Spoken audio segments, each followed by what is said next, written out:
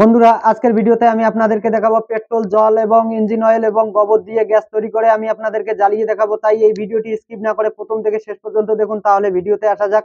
বন্ধুরা, এখানে দেখতে পাচ্ছেন আমি কিন্তু 4টে বোতল আর এখানে দেখতে পাচ্ছেন এয়ার প্রেসার নিয়ে নিয়েছি।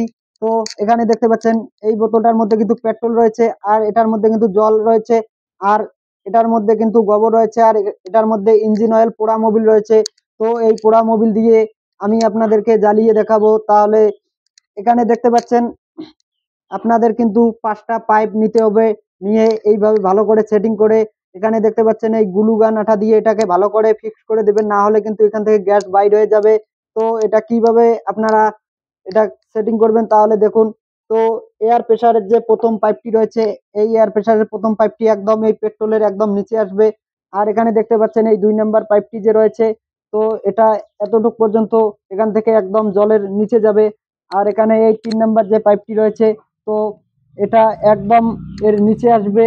আর এখানে যে 4 নাম্বার যে পাইপটি দেখছো, তো এটা একদম এখান থেকে এর নিচে যাবে।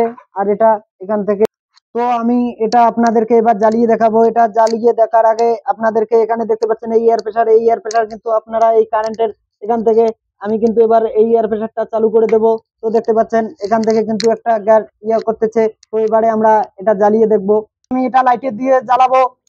দেখতে পাচ্ছেন এটা কিন্তু কত সুন্দরভাবে জ্বলতেছে। তাহলে কিন্তু আপনারা ওটা খুব সহজে করতে পারবেন। তাহলে এই ভিডিওটি যদি আপনাদের ভালো লাগে তাহলে অবশ্যই লাইক, কমেন্ট, সাবস্ক্রাইব করে আমার চ্যানেলের সাথে থাকবেন। এর পরবর্তী ভিডিও পাওয়ার জন্য অবশ্যই কমেন্ট করে জানাবেন। 100 টাকা খরচে কিন্তু আপনারা এই গ্যাস দিয়ে 1 মাস রান্না করতে পারবেন।